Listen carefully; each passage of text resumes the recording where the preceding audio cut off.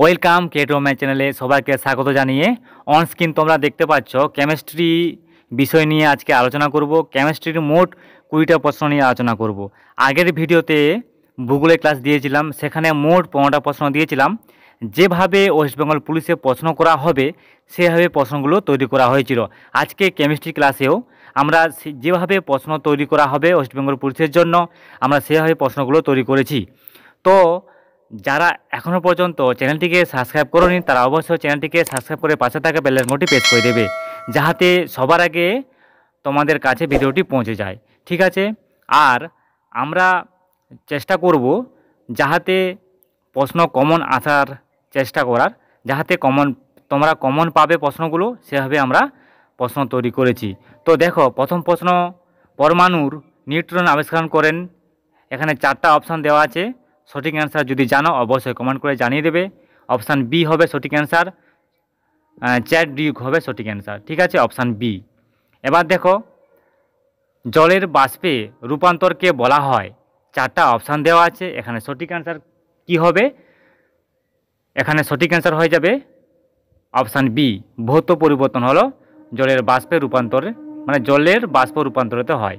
ঠিক আছে, এবার দেখো 3 নম্বর প্রশ্ন, নিচের কোনটি সবচেয়ে কঠিন ধাতু? এখানে 4টা অপশান দেওয়া আছে।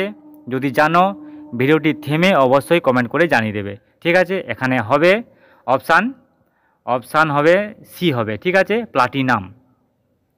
ঠিক আছে, এবার 4 নম্বর প্রশ্ন দেখো, নিচের কোন শিল্পে অভ্রকে কাঁচামাল হিসেবে ব্যবহার করা হয়ে থাকে? দেখো, এখানে হবে অপশান ডি। ঠিক আছে, বৈদ্যুতিক শিল্পে। ঠিক আছে, সঠিক অ্যান্সার হয়ে যাবে। এবার দেখো, নিচের কোনটি প্রধানত অ্যালুমিনিয়াম উৎপাদনে ব্যবহৃত হয়? যদি জানো অবশ্যই কমেন্ট করে জানিয়ে দেবে। অপশান সি হবে বক্সাইট। ঠিক আছে, বক্সাইট সঠিক অ্যান্সার হয়ে যাবে। এর পরবর্তী প্রশ্ন দেখো, ধাতব টুকরো ঝালাই করতে যে সোল্ডার ব্যবহার করা হয় তা কিসের সংমিশ্রণে গঠিত? ঠিক আছে, এটা কিন্তু তোমরা সকলেই জানো, এইভাবে কিন্তু প্রশ্ন আসে। ঠিক আছে, অপশান হবে বি, টিন ও সীসা। ঠিক আছে, নিচের কোনটিতে কার্বন থাকে না? 4টা অপশান দেওয়া আছে, সঠিক অ্যান্সার করো। ঠিক আছে, আর কমেন্ট করে জানিয়ে দাও। এখানে সঠিক অ্যান্সার হয়ে যাবে অপশান ডি, এর কোনোটিই নয়। ঠিক আছে, এরপরে দেখো 8 নম্বর প্রশ্ন, নিচের কোন জ্বালানি সর্বনিম্ন বায়ু দূষণ ঘটায়? অপশান দেখো, যদি পারো অবশ্যই কমেন্ট করে জানিয়ে দাও। অপশান বি হবে সঠিক অ্যান্সার, হাইড্রোজেন। সঠিক অ্যান্সার হবে হাইড্রোজেন। এর পরবর্তী প্রশ্ন দেখো 9 নম্বর প্রশ্ন, পানীয় জল বিশুদ্ধকরণে কোন গ্যাস ব্যবহার করা হয়? সঠিক অ্যান্সার জানলে অবশ্যই কমেন্ট করে জানিয়ে দাও। 9 নম্বর প্রশ্ন হবে সি নাম্বার অপশান সঠিক হবে, ক্লোরিন। ঠিক আছে, ক্লোরিন হলো বিশুদ্ধকরণের গ্যাস। ঠিক আছে, এরপরে দেখো 10 নম্বর প্রশ্ন, কোন গ্যাসটি লাফিং গ্যাস হিসেবে ব্যবহৃত হয়? সঠিক অ্যান্সার জানলে অবশ্যই কমেন্ট করে জানিয়ে দাও। অপশান এ, নাইট্রাস অক্সাইড হলো লাফিং গ্যাস নামে পরিচিত। ঠিক আছে, এর পরবর্তী ক্লাস আমরা অবশ্যই দেব। হ্যাঁ, তার আগে এই ভিডিওটি সম্পূর্ণ দেখো, যাহাতে প্রশ্নগুলো কমন আসার আমরা প্রশ্ন তৈরি করেছি। ঠিক আছে, সকল জৈব যৌগ উপস্থিতিতে প্রধান মৌল কোনটি? 11 নম্বর প্রশ্ন অপশান হবে সি। ঠিক আছে, কার্বন। কার্বন হবে সঠিক অ্যান্সার। এরপরে দেখো 12 নম্বর প্রশ্ন, ভিনিগারে কোন গ্যাসটির পাওয়া যায়? ভিনিগারে কোন অ্যাসিড পাওয়া যায়? ঠিক আছে, কোন অ্যাসিড পাওয়া যায়? দেখো 12 নম্বর প্রশ্ন অপশান হবে ডি, অ্যাসিটিক অ্যাসিড পাওয়া যায়। ভিনিগারে কোন অ্যাসিড পাওয়া যায়? না, অ্যাসিটিক অ্যাসিড পাওয়া যায়।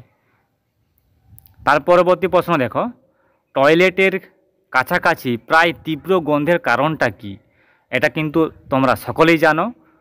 কোন গন্ধের কারণে টয়লেটের কাছাকাছিতে প্রচুর তীব্র গন্ধ ওঠে? এটা দেখো অ্যামোনিয়া। অপশান সি হবে সঠিক অ্যান্সার। ঠিক আছে, এর পরবর্তী প্রশ্ন দেখো, অগ্নি নির্বাপক যন্ত্রে কোন গ্যাস ব্যবহার করা হয়? এর সঠিক অ্যান্সার হয়ে যাবে option A, carbon dioxide. ঠিক আছে, মানে অগ্নি নির্বাপক যন্ত্রে কোন গ্যাস ব্যবহার করা হয়? Carbon die oxide. এর পরবর্তী প্রশ্ন দেখো, নিচের কোন জোড়াটি সঠিকভাবে মিলছে না? এখানে কোন জোড়াটি সঠিকভাবে মিলছে না? দেখো, অ্যাসকর্বিক অ্যাসিড নেবু এটা মিলছে, মল্টোজ মল্ট এটাও মিলছে, অ্যাসেটিক অ্যাসিড দই এটা কিন্তু মিলছে না, ফর্মিক অ্যাসিড লাল পিঁপড়ে এটা মিলছে।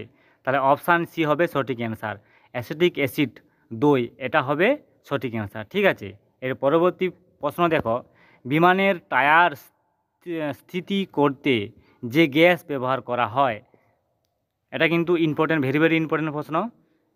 দেখো, অপশান বি হবে নাইট্রোজেন।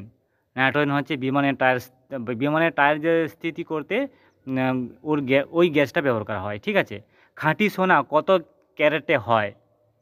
এটা কিন্তু তোমরা সকলেই জানো।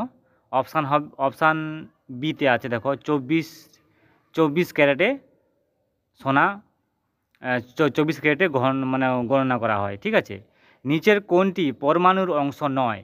দেখো 8 নম্বর প্রশ্ন, ফোটন হলো পরমাণুর অংশ নয়। ঠিক আছে, ইলেকট্রন, প্রোটন, নিউট্রন হলো পরমাণুর অংশ, কিন্তু ফোটনটা এর অংশ নয়। ঠিক আছে, এর পরবর্তী প্রশ্ন দেখো, 19 নম্বর প্রশ্ন, জলের সবচেয়ে বিশুদ্ধতম রূপ কোনটি? এটা কিন্তু ভেরি ভেরি ভেরি ইম্পর্টেন্ট প্রশ্ন। দেখো, কলের জল, সমুদ্রের জল, বৃষ্টির জল, পাতিত জল। এটার সঠিক অ্যান্সার হয়ে যাবে অপশান সি, বৃষ্টির জল হলো বিশুদ্ধ রূপ। এর বিশুদ্ধ রূপ জলের 7 মান ধরা হয়। ঠিক আছে, ভোপাল গ্যাস দুর্ঘটনা কবে ঘটেছিল? ভোপাল গ্যাস দুর্ঘটনা ঘটেছিল ডিসেম্বর মাসে ঘটেছিল 1984 সালে। এটা আমাদের লাস্ট প্রশ্ন ছিল। আশা করব তোমাদের প্রশ্ন ভালো লেগে